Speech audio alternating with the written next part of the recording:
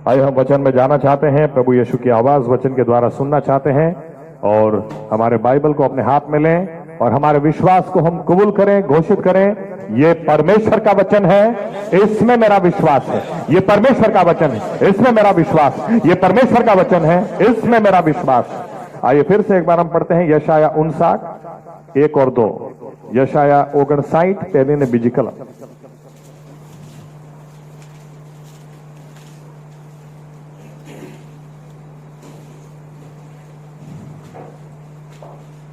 જુઓ યહોવાનો હાથ એટલો ટૂંકો થઈ ગયો નથી કે તે બચાવી ન શકે અને તેનો કાન એવો મંદ થયો નથી કે તે સાંભળી ન શકે, પણ તમારા અપરાધો તમારી ને તમારા દેવની વચમાં ભિન્નતા કરતા આવ્યા છે અને તમારા પાપોએ તેનું મુખ તમારી તરફથી એવું ફેરવી નાખ્યું છે કે તે સાંભળે નહીં। आइए दुआ करें। हमारे जीवित परमेश्वर प्रभु यीशु मसीहा, हम इन वचनों के लिए आपको धन्यवाद देते हैं। हम प्रार्थना करते हैं प्रभु यीशु, इन वचनों के द्वारा आप हमसे बात करें, आप हमसे व्यवहार करें। हम प्रभु यीशु मसीह आपकी ओर हमारी नजरों को लगाते हैं, ये विनती करते हुए कि आप बोले हमारे स्वर्गीय पिता, क्योंकि हम आपकी आवाज सुनने के लिए आए हैं। आप हमसे बात करें, आप हमसे व्यवहार करें। पवित्र आत्मा को आप हम पर उंडेल दें और पवित्र आत्मा हमें वचन की सच्चाई में लेकर जाएं, क्योंकि आपने खुद कहा तुम सत्य जानोगे और सत्य तुम्हें मुक्त करेगा। हमें प्रभु यीशु पवित्र आत्मा वचन की सच्चाई में लेकर जाएं, ताकि सत्य हम जाने और सत्य हमें मुक्त करें प्रभु यीशु, ताकि हम जैसे हैं वैसे के वैसे न रहें। आपकी सामर्थ्य में इन वचनों को भेजकर हमारे मनों और हृदयों के साथ बात और व्यवहार करें। हम सारा आदर, सारा मान और सारी महिमा सिर्फ आपको देते हैं।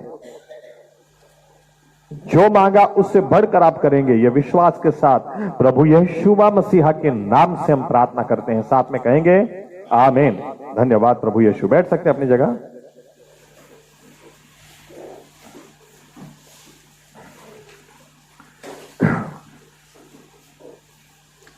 ओके, प्रार्थना का विषय हम देख रहे हैं। खास तौर से यीशु मसीह ने जो प्रार्थना की और यीशु मसीह ने जो प्रार्थना के ऊपर सिखाया, और 4 सुसमाचार में से प्रार्थना के ऊपर यीशु मसीह के शिक्षण से लेकर, अनुभव से लेकर कौन सी बातें हम सीख सकते हैं, वो हम सीखने की कोशिश कर रहे हैं। उसका सबसे बड़ा कारण ये मैंने आपको पिछले हफ्ते बताया, थोड़ा रिवाइज करके आगे बढ़ते हैं, कि हमें परमेश्वर ने बनाया ही इसलिए है कि हम उसके साथ संगति करें। आमीन। अफसोस कि अगर हमारे पास सब कुछ करने का समय हो लेकिन उससे बात करने का समय नहीं हो। बाइबल यूं कहती है कि इंसान को परमेश्वर ने अपनी प्रतिमा, अपने स्वरूप में बनाया। क्यों बनाया? इसलिए ताकि इंसान के साथ वो संगति करे। आमीन। कहीं ऐसा बाइबल में लिखा नहीं है कि वो दूतों के साथ संगति करता है, लेकिन परमेश्वर की इच्छा और मर्जी आप देखो। बाइबल यूं कहती है निर्गमन 25 8 9 और 10 के अंदर, मेरे लिए पवित्र स्थान तुम बनाओ ताकि तुम्हारे बीच में आकर मैं तुम्हारे साथ में रहूं। आमीन। परमेश्वर की पहले से मर्जी विश्वासियों के साथ या तो इंसानों के बीच में बसने की है, क्योंकि सारी सृष्टि में सिर्फ इंसान ही है जिसको परमेश्वर ने अपनी प्रतिमा में बनाया है। आमीन। और इसलिए हम विश्वासी लोग, हमारे पास बहाना होना ही नहीं चाहिए कि आज मैंने प्रार्थना नहीं की, इन शॉर्ट आज मैंने परमेश्वर से बात नहीं की, क्योंकि बातचीत करने के लिए, उसके साथ संगति करने के लिए ही हमारी रचना की गई है। यह सबसे पहला कारण है। आमीन। इसीलिए यहां से जब हम स्वर्ग में भी जाएंगे तो न हमारा रुपया पैसा जाएगा, न हमारा पोस्ट पोजीशन जाएगी, कुछ भी नहीं जाएगा। हम जाएंगे सिर्फ क्योंकि परमेश्वर हमसे संगति करना चाहता है। आमीन। आमीन।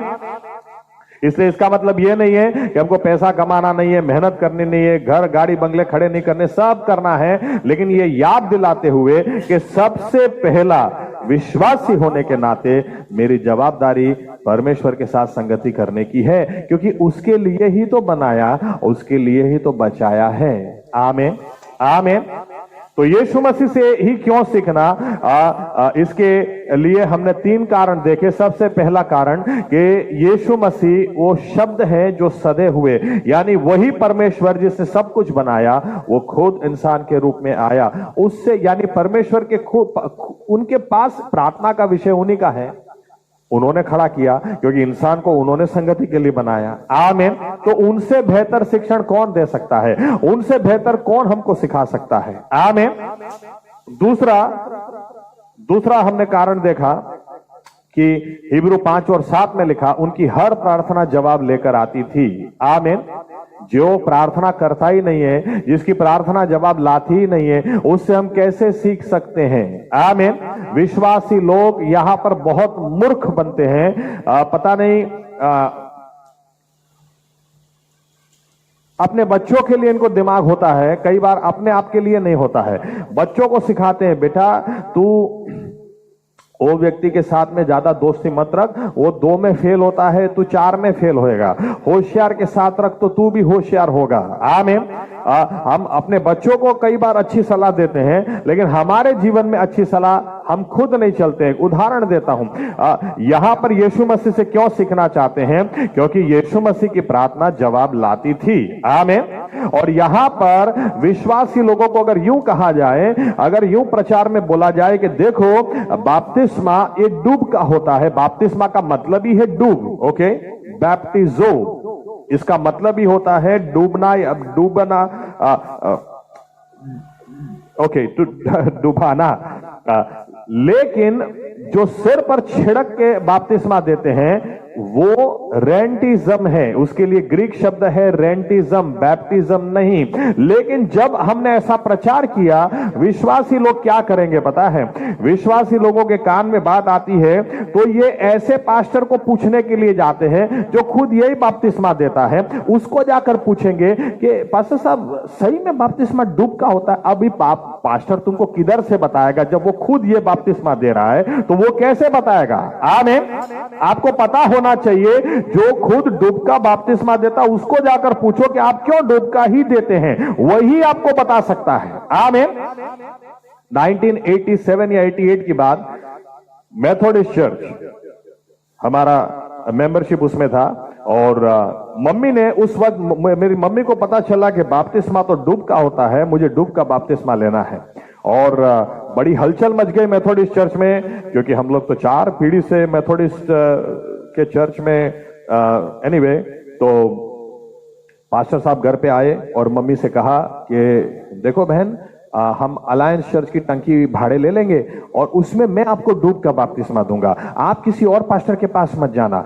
मम्मी ने बोला, पास्टर साहब मुझे तो कोई फर्क नहीं पड़ता है, मुझे तो डूब का बपतिस्मा लेना है, आप देंगे तो भी चलेगा, लेकिन आपने लिया क्या?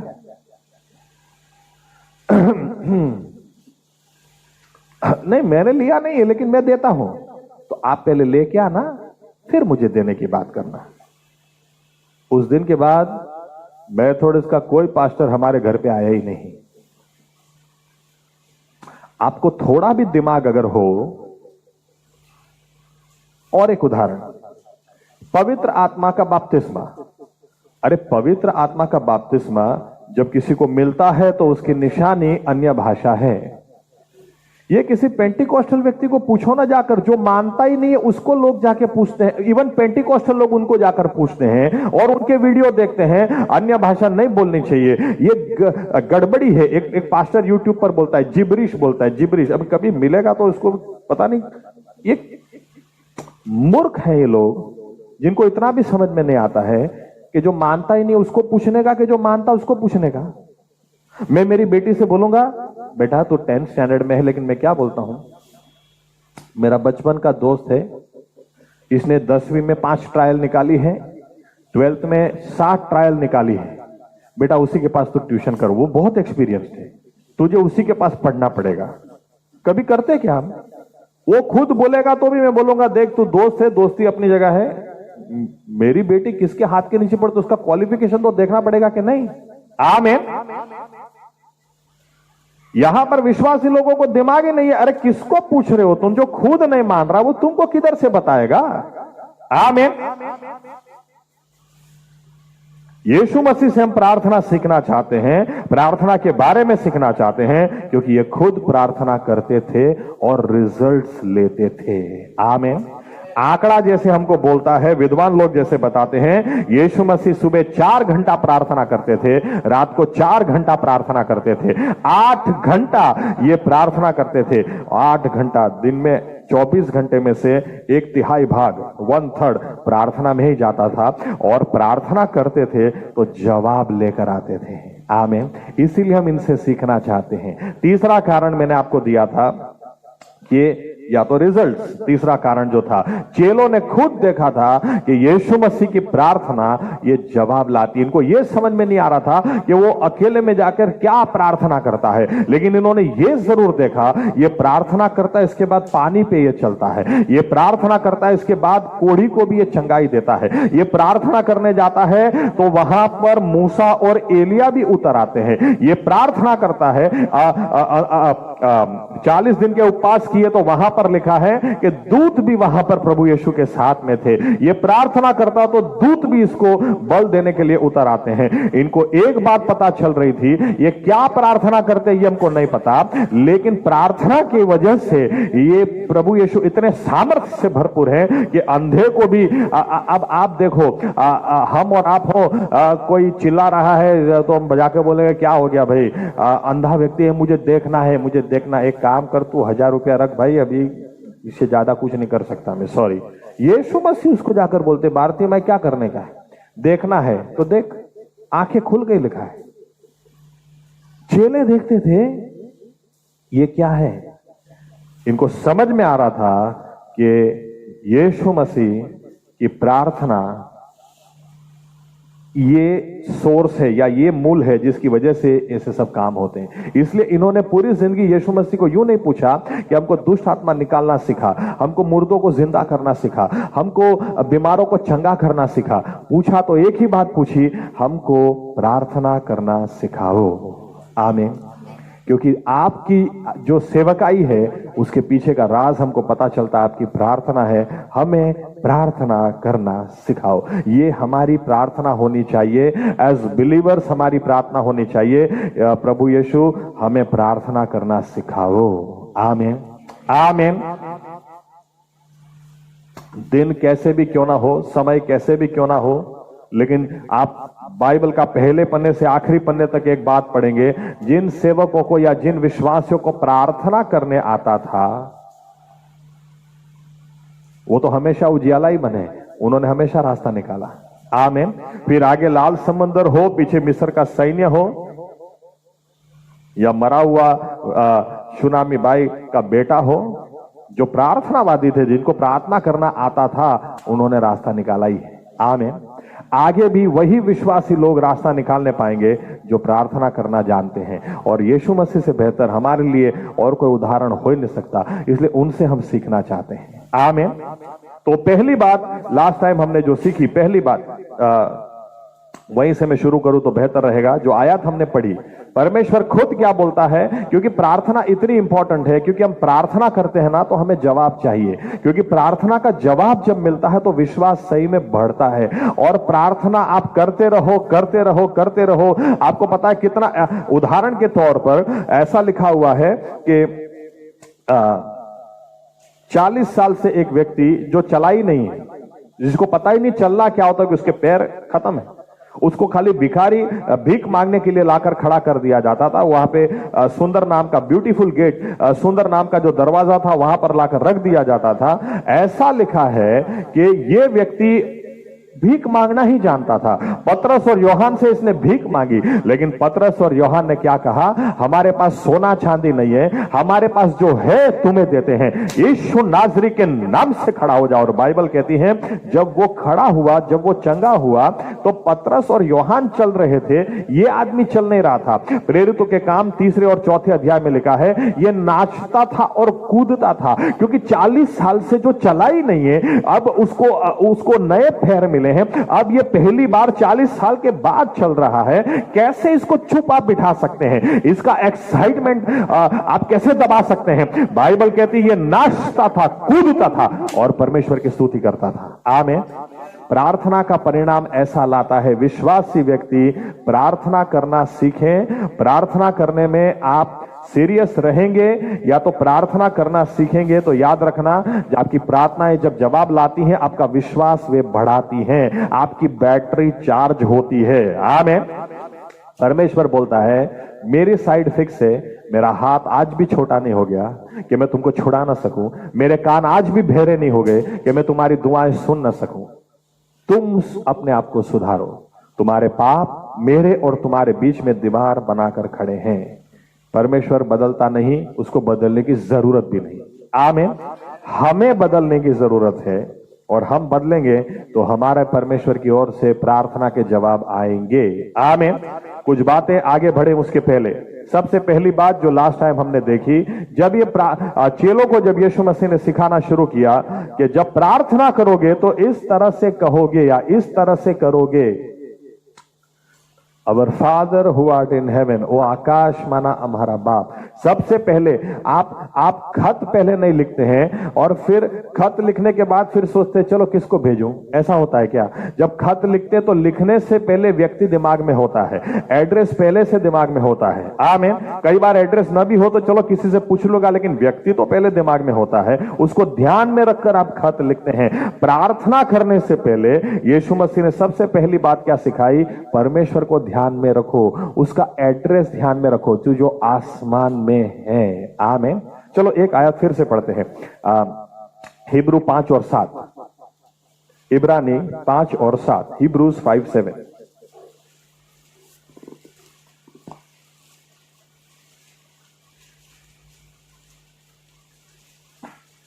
તેના દેહધારીપણાના સમયમાં તેને મરણથી છોડાવવાને જે શક્તિમાન હતો તેની પાસે તેણે મોટી ઘાટે તથા આંસુ સહિત પ્રાર્થના તથા કાલાવાલા કર્યા અને તેણે દેવનો ડર રાખ્યો, માટે તેની પ્રાર્થના સાંભળવામાં આવી। क्या लिखा है? यीशु मसीह ने खुद इंसान के रूप में आकर क्या उदाहरण दिया या क्या हमारे लिए नमूना खड़ा किया? उसने परमेश्वर का डर रखा, लिखा है। आमीन। इसीलिए माटे तेनी प्रार्थनाओं, इसीलिए उसकी प्रार्थना सुनी गई। आमीन। परमेश्वर का डर रखने का मतलब यह नहीं है परमेश्वर से डरो, उसको कांपो। एक्चुअली हिब्रू में इसका मीनिंग होता है रेवरेंशियल फियर, यानी परमेश्वर के प्रति आपको मान हो, सम्मान हो। उसको बिना मान दिए आप आओगे या उसको बिना मान दिए आप प्रार्थना।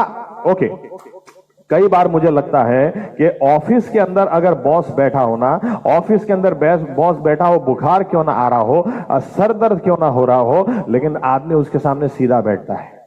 हम स्कूल में, मैं खुद टीचर था, क्या घर पे प्रॉब्लम चल रहे, क्या लाइफ में प्रॉब्लम चल रहे, कोई फर्क नहीं पड़ता। जब प्रिंसिपल मैडम हमारी मीटिंग लेते हैं, उनके सामने हमको सीधा ही बैठना है।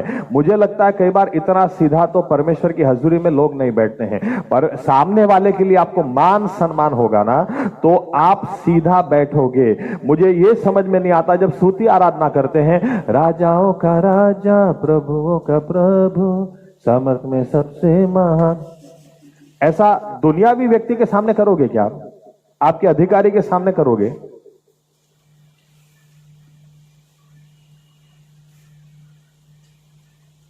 ऐसा कभी हो नहीं सकता, या होता ही नहीं है कि जगदीश भाई को मैं रिंग करूं, ये फोन न उठाए।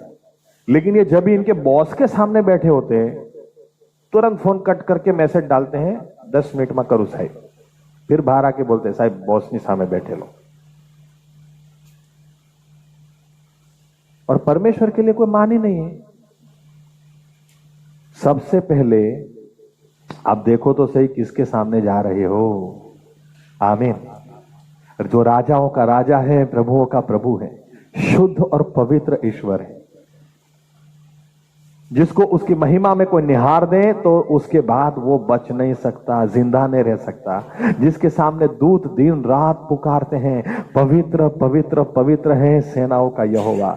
ये कभी बदलता नहीं है, ये प्रकाशों का पिता है, पारदर्शक परमेश्वर है। इसके बोलने से बाइबल कहती है ये इतना सामर्थ्य से भरा परमेश्वर है, इसके मुंह से कुछ भी निकल गया ये बिना फल लिए वापस नहीं आता है। आमीन। ओके, एक आयत, भजन संहिता 96 और 9, भजन संहिता 96:9।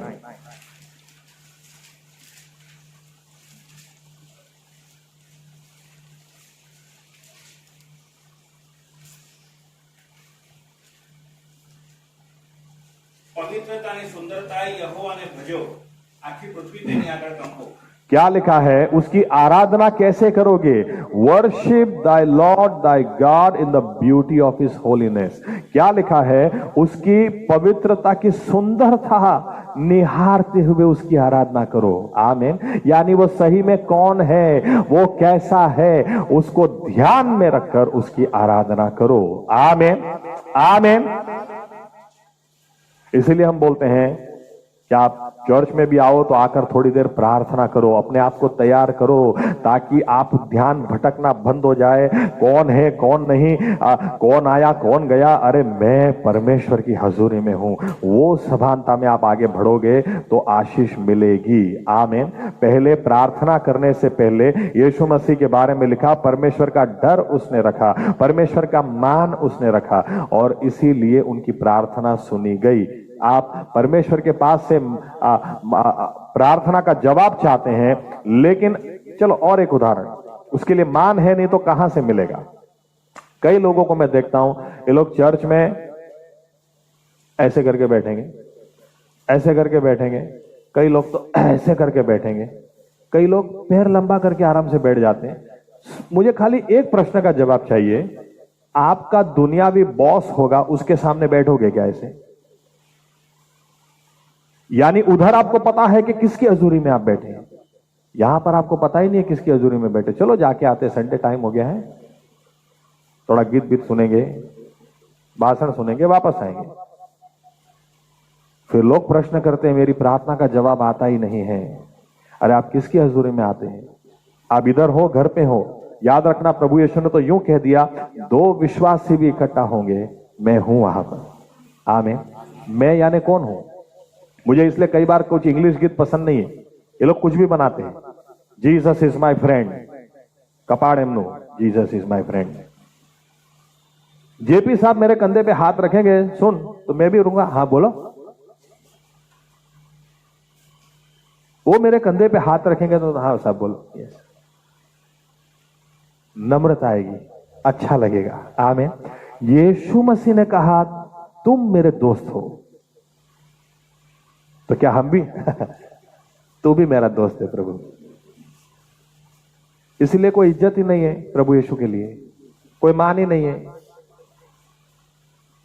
यीशु मसीह सबसे पहले प्रार्थना करोगे ना, आसमान में जो ईश्वर है, जो स्वर्ग जिसका सिंहासन, पृथ्वी जिसका प्रायसन है, जिसने पानी को भी कह दिया पानी पानी से अलग हो जा, जिसने पानी को देखकर कहा अंदर से भूमि बाहर आ जाओ, भूमि बाहर आ गई, जो पानी भी उसकी आवाज सुनती है, पृथ्वी भी उसकी आवाज सुनती है. ये परमेश्वर की बात है. आमीन. मिट्टी से पुतला बनाया, लिखा है सांस फूकी. आप कल्पना भी नहीं कर सकते, सिर्फ सांस फूकी और लिखा है इंसान को जिंदा किया. या तो उस पुतले में जान डाली, एकदम से हार्ट पंपिंग स्टार्ट हो गया, ब्लड सर्कुलेशन स्टार्ट हो गया, किडनी फंक्शन स्टार्ट हो गया, लीवर स्टार्ट हो गया. क्या परमेश्वर है ये! उसकी हजूरी में हम जाते हैं. आमीन. उसको हम कहते हैं, है हमारे पिता तू जो आसमान में है. आमीन. सबसे पहले ध्यान में रखो, यहां पर भी ध्यान इसीलिए भटकना नहीं चाहिए. मुझे कई बार आंख बंद करने, मुझे आंख बंद करना इतना अच्छा नहीं लगता है, लेकिन आंख खोल के मेरा दिमाग जाता है. इसलिए मुझे लगता है तुमको किधर भी घूमना है घूमो, मैं क्यों तुम्हारी वजह से डिस्टर्ब हूं. चर्च में दो व्यक्ति भी ठीक अगर शांति से बैठते हैं तो उनके लिए भी मैं अपने आप को मूड बनाए रखूं. ऐसे ऐसे करते हैं. स्तुति आराधना में अरे किसकी हजूरी में खड़े हैं, इसको पहले ध्यान में लाओ. आमीन. आप घर पे भी बाइबल पढ़ते हैं, प्रार्थना करते हैं, किसके साथ बात कर रहे हैं? मोबाइल रख दो ना साइड में. अरे किसी के लिए टाइम नहीं है. राजाओं के राजा, प्रभुओं के प्रभु के साथ में बात कर रहा हूं. आमीन. दूसरी बात, अच्छा और एक बात यहां पे बड़ौदा में बोलना जरूरी है. आज पता नहीं थोड़ी आवाज कम है, लेकिन हमारे बच्चों को भी हमको सिखाना जरूरी है कि बेटा हम लोग परमेश्वर की हजूरी में जा रहे हैं. आमीन. आमीन.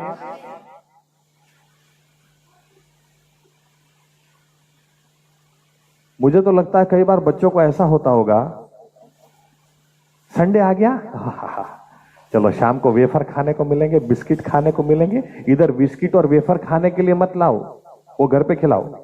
आमीन। जितना खाना खिलाना है 5 बजे के पहले खिला दो, उसके बाद मिलेगा। बेटा हम लोग ईश्वर की हजूरी में हैं।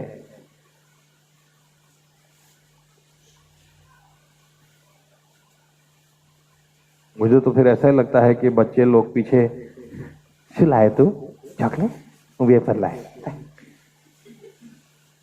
अरे ईश्वर की हजूरी में ऐसा स्कूल में भी नहीं चलता है, चर्च में कैसे चलेगा? सिखाओ अपने बच्चों को। आमीन, आमीन। फिर आप ही कल बोलोगे कि हमारा बच्चा सुनता ही नहीं है। अरे किधर से सुनेगा? आपने भी सुना नहीं है, आप भी उसको, अरे आज एक बार कही दीधું બધું, પછી આઈ બનશે।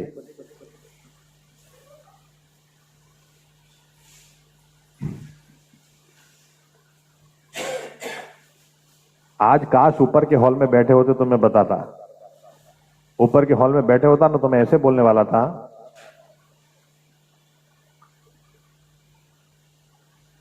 माणेजा वाला आ बाजू आई जाओ,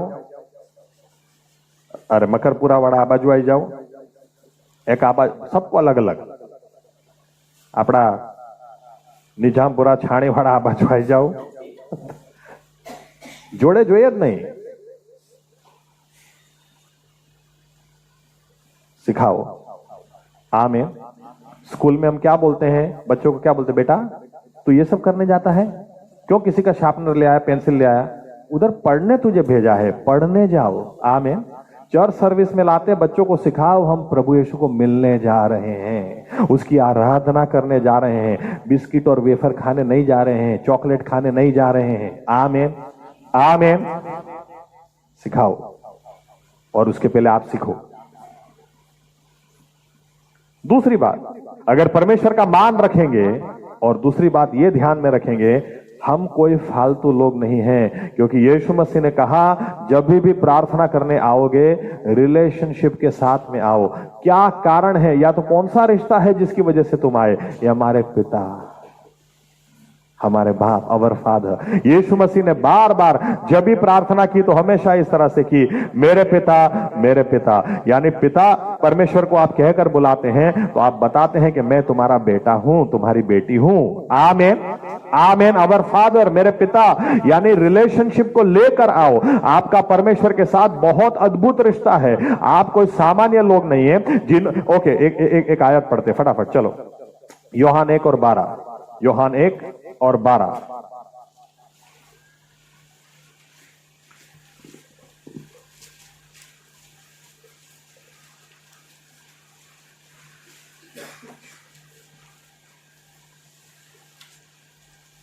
પણ જેટલાએ તેનો અંગીકાર કર્યો, એટલે જેટલા તેના નામ પર વિશ્વાસ કરે છે તેટલાને તેણે દેવના છોકરા થવાનો અધિકાર આપ્યો। हालेलुया। क्या लिखा है? जिन्होंने भी यीशु मसीह पर विश्वास किया उनको परमेश्वर ने क्या अधिकार दिया? ये अधिकार दिया कि हम अपने आप को परमेश्वर का बेटा और बेटी कहकर बुला सकते हैं। आमीन। हम परमेश्वर को, रोमनों की पत्री 8वें अध्याय में भी लिखा, उसकी आत्मा ने, पवित्र आत्मा के द्वारा उसने हमें गोद लिया ताकि हम उसको अब्बा बाप कहकर बुला सकें। आमीन। किसको आप पिता कहकर बुलाएंगे? वो पिता रिश्ता बताता है। आमीन। यानी इस परमेश्वर के पास जब जाओगे ना तो इस रिश्ते को लेकर जाना, क्योंकि बच्चा हक करता है, बच्चा भीख नहीं मांगता है। आमीन, आमीन। मैं एक उदाहरण देता हूं मेरे घर का ही।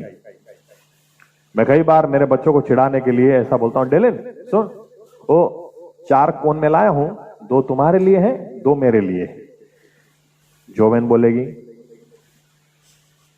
हमारा कोन किधर है? मैं कहा नहीं, वो तुम लोगों को खांसी वासी हो जाए इसलिए तुम्हारे।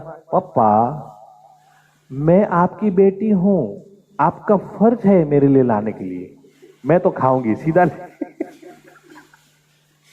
तब गुस्सा नहीं आता है, प्यार आता है, क्योंकि बच्चा हक करता है।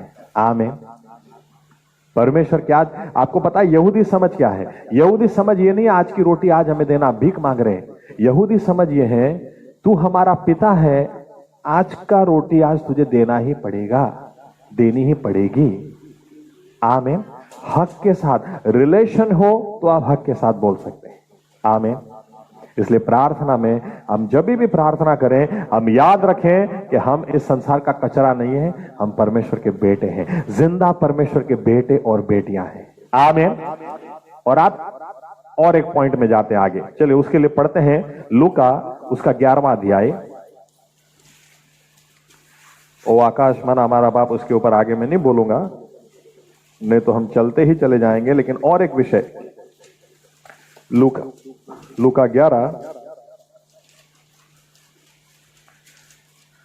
5वीं आयत से हम पढ़ेंगे 10वीं आयत तक, 5 से 10। તેણે તેઓને કહ્યું કે તમારામાંના કોઈને મિત્ર હોય અને મધરાતે તેની પાસે જઈને તેને એવું કહે કે મિત્ર, મને 3 રોટલી ઉછીની આપ, કેમ કે મારો એક મિત્ર મુસાફરીએથી મારે ત્યાં આવ્યો છે, તેની આગળ પીરસવાનું મારી પાસે કંઈ નથી. તો શું તે માહેથી ઉત્તર આપતા એમ કહેશે કે મને તસ્દી ન દે, હમણાં બારણું બંધ છે અને મારા છોકરા મારી પાસે ખાટલામાં છે, હું તો ઉઠીને તને આપી શકતો નથી.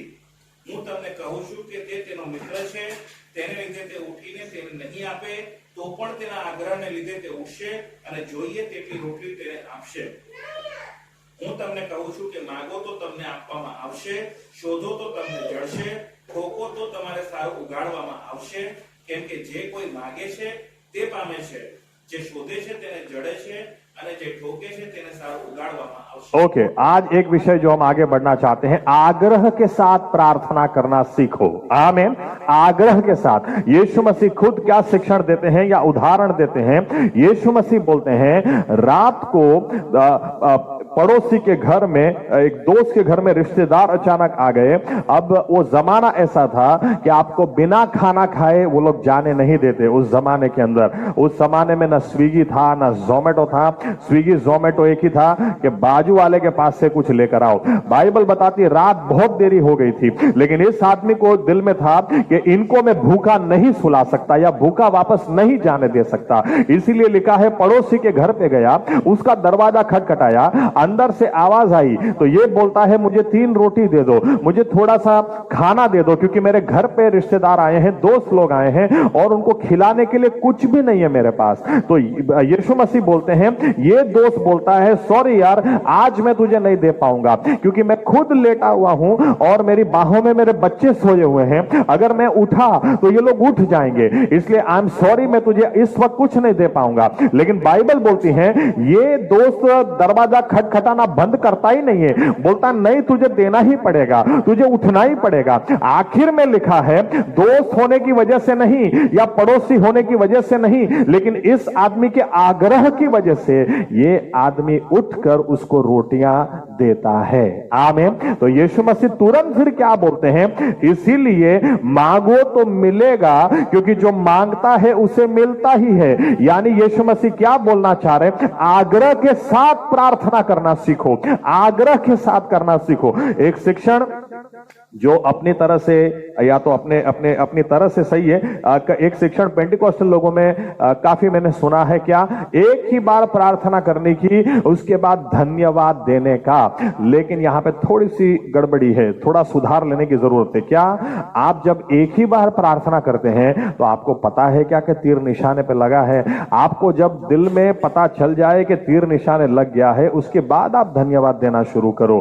बाकी बाइबल से मैं आपको बताता हूं, यीशु मसीह क्या सिखाते हैं, आग्रह के साथ प्रार्थना करो, यानी बार बार मांगो उसके आगे, जो मांगता है उसे मिलता ही है।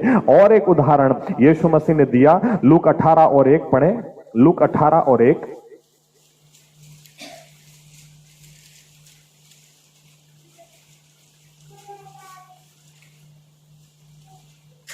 સર્વદા પ્રાર્થના કરવી જોઈએ અને કાયર થવું નહીં. હા, ઓકે, આગળ. તે શીખવવા સારું તેણે અને તેઓને દ્રષ્ટાંત કર્યું. ओके, कभी भी प्रार्थना करना छोड़ना मत. हम लोग कई बार क्या बोलते हैं पता है, मैंने बहुत प्रार्थना की लेकिन मुझे जवाब नहीं मिला, इसलिए अभी मैंने प्रार्थना करना बंद कर दिया. यीशु मसीह क्या उदाहरण देते हैं? यीशु मसीह दूसरी उल्टी बात सिखाते हैं कि प्रार्थना करना तब तक बंद नहीं करो जब तक जवाब न मिले. आमीन. हमको ऐसा बोलना ही नहीं है कि मैंने बहुत प्रार्थना की लेकिन जवाब नहीं मिला. हकीकत में जब तक जवाब न मिले तब तक प्रार्थना करना मैं बंद नहीं करूंगा. यहां पर भी आग्रह के साथ प्रार्थना करना. बाइबल बताती है, यीशु मसीह उदाहरण देते हैं, दृष्टांत देते हैं कि अन्यायी न्यायाधीश है, एक विधवा उसके पास जाकर बार बार बोलती है मुझे न्याय दो, मुझे न्याय दो. आखिर में लिखा है कि अन्यायी न्यायाधीश इतना कंटाल गया, वो बोलने लगा अपने आप से, मैं किसी को न्याय नहीं देता, मुझे तो जो पैसा खिलाता है उसकी ओर में न्याय देता हूं, लेकिन इसको तो मुझे न्याय देना ही पड़ेगा क्योंकि इसने मेरा दिमाग खराब कर दिया. और फिर यीशु मसीह बोलते हैं, अगर एक अन्यायी न्यायाधीश के पीछे एक विधवा पड़ जाए और वो जवाब ला सकती, वो न्याय ला सकती है, तो तुम जो दिन रात प्रार्थना करते हो, क्या तुम्हारा आसमानी पिता जवाब नहीं देगा? यहां पर भी यीशु मसीह आग्रह के साथ प्रार्थना करना सिखा रहे हैं. आमीन. आग्रह के साथ करो जब तक जवाब न मिले. छोड़ो मत. ऐसे विश्वासी मत बनो कि थोड़े समय तक प्रार्थना की, चलो मुझे जवाब नहीं मिलता जाने दो. नहीं, ऐसे विश्वासी बनो, मांगो तो मिलेगा, आसमानी पिता सुनता है. तुम प्रार्थना करना बंद मत करो. आमीन. क्योंकि लिखा है पड़ोसी होने के कारण वो रोटियां नहीं देगा, लेकिन उसके आग्रह के कारण वो फिर भी उठेगा. अब मेरे बच्चे उठे तो उठे, लेकिन इसको मैं रोटी दे दूं ताकि ये यहां से जाए. विधवा औरत, अन्यायी न्यायाधीश बोलता मैं किसी को न्याय नहीं देता लेकिन इसको मुझे देना ही पड़ेगा, ये पीछा छोड़ती नहीं है. तो हमारा आसमानी पिता तो न्यायी है. आमीन. प्रार्थना करना कभी बंद मत करो, आग्रह के साथ करो. आमीन. कई बार लोग प्रार्थना कैसे करते हैं पता है? आपको प्रार्थना करने से पहले ही पता है कि इसको जवाब नहीं मिलने वाला. प्रभु कल EMI भरना है, आज मेरे पास कुछ भी नहीं है, तो कुछ कर देना प्रभु. समझ लेना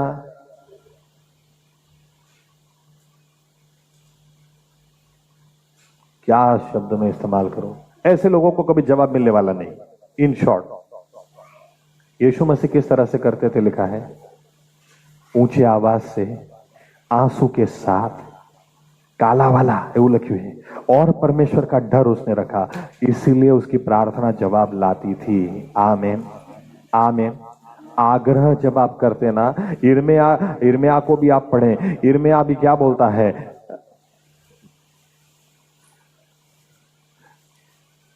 तू चंगा करेगा तो मैं चंगा होऊंगा, तू मुझे छुड़ाएगा तो मैं छोड़ूंगा नहीं, तू मुझे छुड़ाएगा तो ही मैं छूटूंगा, तू मुझे चंगा करेगा तो ही मैं चंगा होऊंगा. आमीन.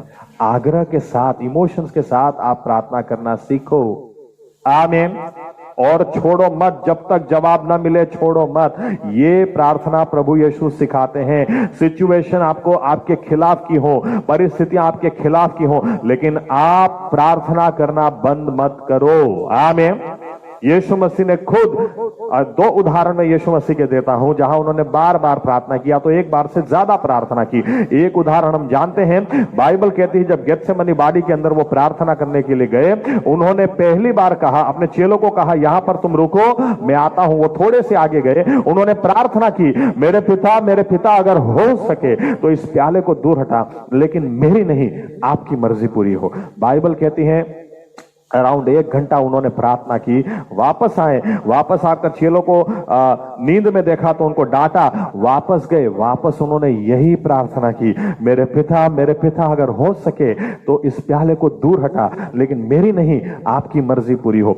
तीसरी बार भी लिखा है यही प्रार्थना उन्होंने की. आमीन. जब परमेश्वर खुद इंसान के रूप में आया है, शब्द सदैव हुआ है, अगर उनको आग्रह के साथ एक से ज्यादा बार प्रार्थना करने की जरूरत है. आग्रह के साथ क्यों?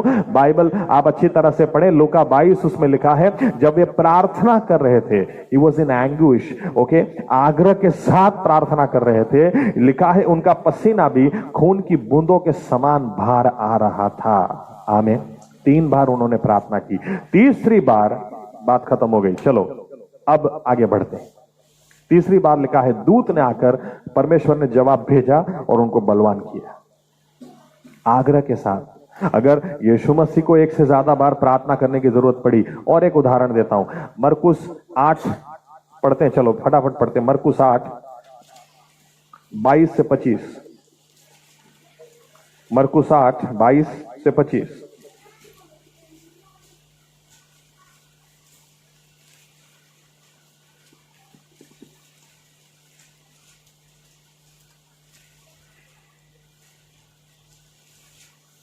અને તે બેતસદામાં આવે છે અને તેઓ તેની પાસે એક આંધળાને લાવે છે.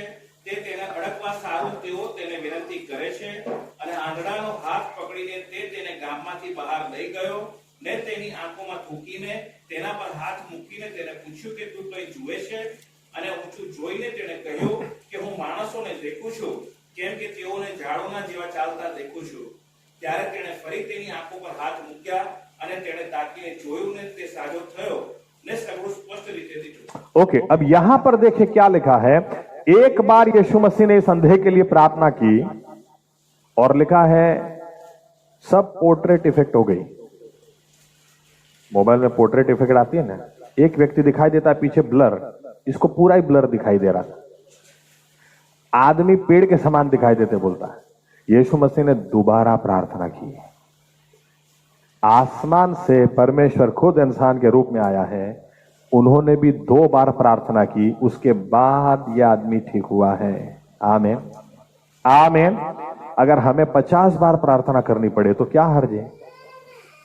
आमीन।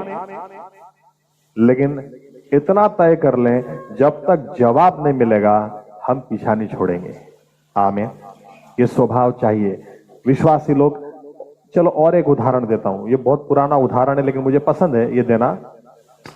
आनंद कुछ बरसों पहले की बात है, जब मैं आनंद गया था, सुबह का चर्च मुझे लेना था और उस वक्त भूख बहुत लगी थी क्योंकि सुबह का नाश्ता नहीं किया था। तो मैंने 200 ग्राम बुलाए, 200 ग्राम दाल वड़ा दे दो। दाल वड़ा लिया और मेरी आदत है कोई जरूरियातमंद है तो उसको जरूर देना चाहिए, लेकिन देने से पहले जांचना भी तो चाहिए कि जरूरियातमंद है या नहीं। आमीन। मैं मुंबई आनंद भाई शिल्पाबेन के घर जा रहा था और 4 रास्ते पे रिक्शा रुकी। एक फटी हुई साड़ी एक औरत आई, मुझे देख के दया आ गई तो मैंने बोला कुछ देना चाहिए, लेकिन एकदम से ख्याल आया। मैंने कहा, वो रिक्शा वाला भी गुजराती था, तो मैंने बोला इसको दूं क्या? बोले अरे 1 रुपया भी मत देना, वो देखो। मैंने कहा क्या? वो दारू का बार। हाँ, ये औरत को बरसों से सब रिक्शा वाले जानते हैं हम लोग। आप 20 रुपया भी दोगे, ये उधर जाके दारू पिएगी, फिर वो फुटपाथ पे सो जाएगी, होश आएगा वापस इधर आएगी, वापस 20 रुपया लेगी, उधर जाएगी, पिएगी, सो इसका पूरा दिन ये। मैंने कहा जाने दे आगे, 1 रुपया भी नहीं देना मुझे। देख के फिर मुझे लगा अच्छा इसलिए इसके हालचाल ऐसे ही है, पीती है। मदद करनी चाहिए लेकिन जांचना भी तो चाहिए। आमीन। मैं दाल वड़ा लेके खड़ा था, एक लड़की आई, खाना दे, चल निकल इधर। ऐसे करके मैं खड़ा हो गया। मुझे देखना था इसको सही में चाहिए तो मैं दूंगा। ये इधर आई तो मैं ऐसे हो गया। तो ऐसे हो गया तो बरसों से नहीं सुनी होगी ऐसी मां बहन की गाली मुझे देके चली गई। ऐसी गंदी गाली देके चले गई, हट कैसे। मैं सोचने लगा प्रभु विश्वासी लोग भी ऐसा ही करते हैं। प्रभु मेरी शादी करा दो, प्रभु मेरी शादी। मुझे तो लगता है कुंवारा ही रहना पड़ेगा। अरे आग्रह तो है ही नहीं, आग्रह के साथ करना सीखो ना। आमीन। यीशु मसीह के पसीने छूट गए, तब तक उन्होंने प्रार्थना की और हम लोग बस आराम से, प्रभु 6 महीने से घर पे बैठा हूं, हो सके तो नौकरी दिला दो। अरे ऐसी प्रार्थना का कभी जवाब नहीं आएगा। आग्रह के साथ करो। आमीन। प्रभु तू ही मेरा चरवाहा है, तू नहीं करेगा तो कौन करेगा? प्रभु मुझे अच्छा काम दिलाओ, मैं मेहनत करूंगा, मुझे काम दिलाओ प्रभु। आग्रह के साथ करो। आमीन। कितना अच्छा उदाहरण यीशु मसीह देते हैं। चला ये कुछ आयत पढ़ते हैं। मरकुस 7 28 29 और 30। मरकुस 7वां अध्याय 28, 29 और 30।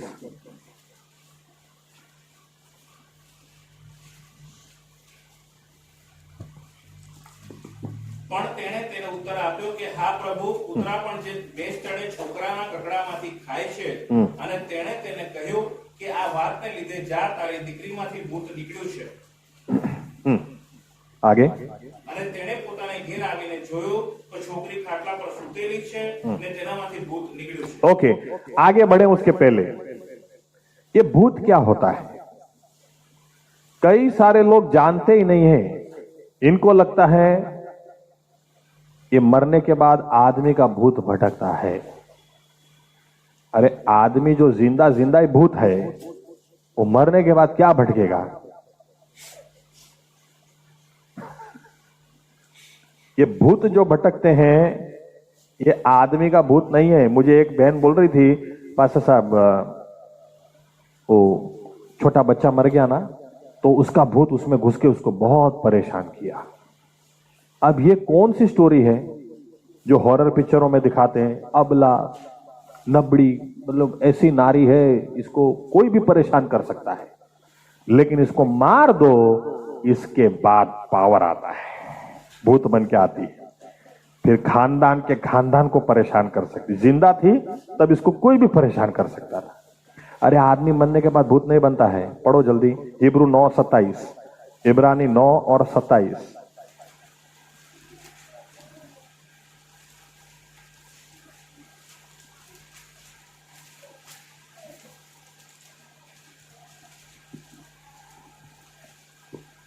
જે માણસોને એક જ વાર મરવાનો અને ત્યાર પછી તેનો ન્યાય થાય એવું નિર્માણ થયેલું છે. इंसान को मरना एक ही बार है और मरने के बाद सीधा उसका न्याय हो जाता है। आमीन। ये दुष्ट आत्मा कौन है या तो भूत कौन है? बाइबल हमको बताती है, जब लूसीफर को यानी शैतान को स्वर्ग से परमेश्वर ने बाहर फेंक दिया, उसके साथ तीसरे भाग के दूतों को बाहर फेंक दिया। ये दुष्ट आत्माएं हैं। आमीन। मैं और एक उदाहरण देता हूं। एक बार एक व्यक्ति को मैंने बोला कि तुम लोग इतना ध्यान में रखना, मरने के बाद अगर मैं भूत बना तो तुमको कोई नहीं छुड़ा सकता। इतना परेशान करूंगा। क्यों? यीशु मसीह भी मुझे हरा नहीं सकते। सुनना, मेरी दलील सुनना, क्योंकि यीशु मसीह ने तो शैतान को हराया, इंसान को थोड़ी हराया है। अगर इंसान का भूत बनता तो निकलेगा क्या यीशु के नाम से? शैतान ना कामनो नाश करवाते प्रकट थयो लिखा है। ओके, 1 यूहन्ना 3 और 8 शैतान को हराने के लिए आया। तो इंसान मरने के बाद भूत बनता नहीं है, वो जिंदा में ही भूत आपको दिखाई देता है। आमीन। जो दुष्ट आत्मा है, इस लड़की को, ये औरत की लड़की को जो दुष्ट आत्मा था या भूत लगा हुआ था, ये दुष्ट आत्माएं हैं जिनको स्वर्ग से नीचे फेंका गया, जिसको क्रूस के ऊपर शैतान ने कुचल दिया। आमीन। इंसान के मरने के बाद उसका न्याय हो, यह मुकर्रर है, खत्म हो गई बात। आमीन। जो क्रूस के ऊपर यीशु मसीह के बाजू में चोर था, वो चोर क्या बोलता है? प्रभु मेरे मरने के बाद मेरी आत्मा को भटकने से बचा लेना, ऐसा बोला। तेरे राज्य में मुझे याद करना। यीशु मसीह ने बोला आज ही तू मेरे साथ पारादेश में होगा, पैराडाइस में होगा। आमीन। किधर आत्मा भटकती है? इंसान की आत्मा भटकती नहीं है। ये भटकने वाली आत्माएं शैतान और दुष्ट आत्माएं हैं। आमीन। खैर, यहां पर ऐसा और एक उदाहरण हम देखते हैं। आग्रह से प्रार्थना करना चाहिए। ये औरत अपनी बेटी को छुटकारा चाहती थी। ये चाहती थी मेरी बेटी छुटकारा पाए। इसको दुष्ट आत्मा बहुत परेशान करते हैं। ये यीशु मसीह के पास आई और यीशु मसीह को आके बोलती हैं। अब यहां पर देखें, यीशु मसीह सुनते भी नहीं है। उसके साथ कई बार क्या होगा, अगर आप 2 जन बात कर रहे हैं और कोई आकर बीच में बोलता है सुनिए ना सुनिए, को हम देखते भी नहीं है, कितना इंसल्टिंग फील होगा। ये औरत को यीशु मसीह देखते भी नहीं है, चलते चले जाते हैं, यहां तक कि घर के अंदर चले जाते हैं। तो बाइबल कहती है ये औरत घर के अंदर घुस गई, इसके बावजूद यीशु मसीह इसको सामने नहीं देखते। आखिर में चेले बोलते हैं कि प्रभु ये कब से दिमाग खा रही, इसको ठीक कर दो ना, इसकी बेटी को ठीक कर दो। तभी भी यीशु मसीह क्या बोलते हैं कि मैं इजरायलियों के लिए आया हूं। कोई भी पिता अपने बच्चों का खाना भिखारियों को, कुत्तों को नहीं देता है। कुत्तों को नहीं देता है बोला। ये औरत क्या बोलती है? उसके बाद बोलती है फिर भी बच्चे खाते हैं, टेबल से जो नीचे गिरता है वो तो कुत्ते खा सकते हैं ना, वही तो मुझे दे दे। यीशु मसीह तुरंत फिर उसके सामने देखकर बोलते हैं, तेरे इस विश्वास की वजह से जा, तेरी बेटी ठीक हो गई। हालेलुया। ये औरत ने पीछा छोड़ा ही नहीं, आग्रह से प्रार्थना कोई करता है उसको मान अपमान सम्मान की पड़ी नहीं होती, उसको जवाब चाहिए। आमीन। उसको जवाब चाहिए। यीशु मसीह ना देखें तो अब इसका विश्वास था, अगर मेरी बेटी को कोई छुड़ा सकता तो यही छुड़ा सकता, इसका पीछा मैं छोड़ूंगी नहीं। यीशु मसीह ने उसके विश्वास को चेक किया, कितना अपमान उसका किया, यहां तक कि जब कुत्ते के साथ उसकी तुलना की तो ये औरत खुद अपनी तुलना कुत्ते के साथ करती है, लेकिन क्या बोलती है, कुत्ता है कोई बात नहीं, लेकिन टेबल से बच्चे जो खाना नीचे गिराते हैं वो तो कुत्ता खा सकता है ना, वही दे दे। यीशु मसीह ने तुरंत कहा, ऐसा विश्वास मैंने देखा नहीं, जा, इसी विश्वास की वजह से तेरी बेटी ठीक हो गई। और लिखा है घर जाकर उसने देखा, सही में उसकी बेटी ठीक हो गई थी। हालेलुया। आग्रह से प्रार्थना करना सीखो। आमीन। कितनी सारी प्रार्थना हमारी जवाब लाती नहीं, क्योंकि हम इस तरह से प्रार्थना करना नहीं सीखे हैं। यीशु मसीह ने कहा, आग्रह से प्रार्थना करना सीखो। दोस्त सो रहा होगा उसको उठना ही पड़ेगा, अन्यायी न्यायाधीश होगा उसको न्याय देना ही पड़ेगा, तो तुम्हारा आसमानी पिता वो तो न्यायी है, तुमसे प्यार करने वाला, वो तुम्हें जवाब नहीं देगा, जरूर देगा। आमीन। आखिरी उदाहरण देता हूं, याकूब जिसका मतलब ही होता है ठग, या उसका मतलब दूसरा मतलब होता है भाई का पैर खींचने वाला। ओके, दुनिया में बहुत सारे लोग होते हैं जिनको एक ही काम है, दूसरों का पैर खींचो बस, और इनको कोई काम धंधा नहीं। याकूब का मतलब है भाई का पैर खींचने वाला।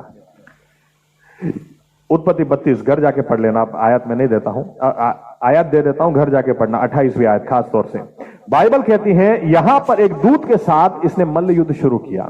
ये दूत के साथ जब मल्ल युद्ध करता है तो दूत को क्या बोलता है, दूत बोलता है मुझे जाने दे। पहले तो आप ये सोचें कि पूरी रात इसने युद्ध किया, पूरी रात युद्ध करने के लिए कितनी ताकत चाहिए। आप इंसान के रूप में किसी के साथ अगर लड़ाई करते हैं 10 मिनट 15 मिनट आधा घंटा, उसके बाद आप खड़े भी नहीं हो सकते, आपकी ताकत खर्च हो जाती है। लेकिन यहां पर यह आदमी इतना भूखा था आशीष के लिए कि पूरी रात इसने छोड़ा नहीं। सुबह दूत बोलता है अरे सुबह होने आई, मुझे जाने दे, लेकिन ये एक ही बात, तू मुझे आशीष दे, नहीं देगा तब तक मैं तुझे जाने नहीं दूंगा। आखिर में लिखा है दूत ने इसकी थाई जान को छूकर उसको बहरा कर दिया, याकूब को लंगड़ा कर दिया। इसके बावजूद याकूब क्या बोलता है, फिर भी मैं तुझे नहीं छोड़ूंगा, फिर भी तुझे जाने नहीं दूंगा जब तक तू मुझे आशीष नहीं देता।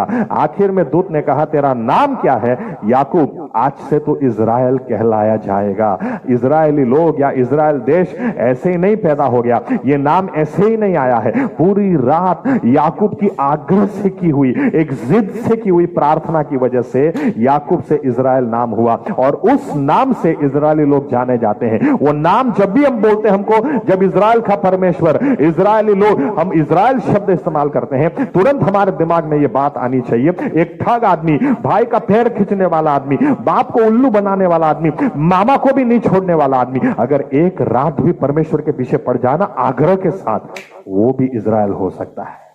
आमीन। वो भी बदल सकता है। लेकिन हमने कभी ऐसी प्रार्थना की नहीं। मुझे नहीं पता आप में से कितने लोग, या तो हम में से कितने लोगों ने रात को 2 घंटे भी प्रार्थना की होगा, भाई रात को तो सोने का टाइम है, वो सीरियल आती है, टीवी देखने का है, ये सब करने का, उसके बाद हमको सोने का टाइम, सुबह जॉब पे जाने का होता है। भाई किधर से हम रात को प्रार्थना करेंगे, किधर से ऐसा रिजल्ट हमको मिलेगा जैसा इन लोगों को मिला। इसलिए यीशु मसीह उत्तेजन देते हैं, आग्रह के साथ प्रार्थना करना सीखो। आमीन। परसीवर इन प्रेयर, इंग्लिश में ऐसा लिखा है, मांगो, प्रार्थना में झुक जाओ, उसको छोड़ो मत जब तक जवाब ना आए। आमीन। आमीन। आएगा। अगर एक दोस्त खड़ा होकर दे सकता, अगर एक अन्यायी न्यायाधीश न्याय दे सकता है बार बार उसके पीछे पड़ने से, तो प्रभु यीशु क्या बोलते हैं, तुम मांगोगे तो तुम्हारा आसमानी पिता क्या तुम्हें नहीं देगा, जरूर देगा। आमीन। आमीन। आइए अपनी जगह खड़े हो जाए। कितनी सारी बार हमारी प्रार्थनाएं जवाब नहीं लाती हैं, लेकिन आज हमको यह प्रश्न करना है, प्रभु यीशु की तो कोई गलती नहीं है, हमारा परमेश्वर, बाइबल कहती है उसका पक्ष सेटल्ड है, उसका हाथ छोटा हुआ नहीं, उसके कान आज भी बहरे नहीं। वो तो कल, आज और युगानुयुग वैसा का वैसा है। लेकिन क्या हमने आग्रह के साथ प्रार्थना करना सीखा? क्या हमने उसके पास बेटा और बेटी होकर जाना सीखा है? क्या उसको आदर और मान देना सीखा है? अगर ऐसा करेंगे तो प्रभु यीशु के खुद के शब्द में, अगर दोस्त भी रात को, पड़ोसी भी खड़ा होकर अगर रोटियां देगा तो आसमानी पिता क्यों नहीं देगा? पड़ोसी होने के कारण नहीं, दोस्त होने के कारण नहीं, लेकिन उसके आग्रह के कारण वो जवाब देगा। यीशु मसीह के खुद के शब्द में, अगर एक विधवा औरत को भी न्याय मिल सकता है, अन्यायी न्यायाधीश के पास किसी को नहीं मिलता था उसके पास न्याय, लेकिन इस औरत ने न्याय लेकर रही आग्रह की वजह से। तो तुम जो दिन रात अपने आसमानी पिता को पुकारते हो, क्या वो तुम्हें जवाब नहीं देगा? जरूर वो देगा, जरूर देगा। प्रार्थना करना बंद न करें, प्रार्थना कभी डिम न पड़े। याकूब ने की, उसे परिणाम मिला। यीशु मसीह ने उदाहरण दिया, उनकी हर प्रार्थना का परिणाम मिला। हम करेंगे, इस तरह से करेंगे तो हमें भी मिलेगा, क्योंकि हमारा परमेश्वर कल, आज और युगानुयुग वैसा का वैसा है। प्रभु यीशु मसीहा, जैसे चेलों ने कहा, वैसे हम भी आपसे कहते हैं, हमें प्रार्थना करना सिखाओ। हमें प्रार्थना करना सिखाओ।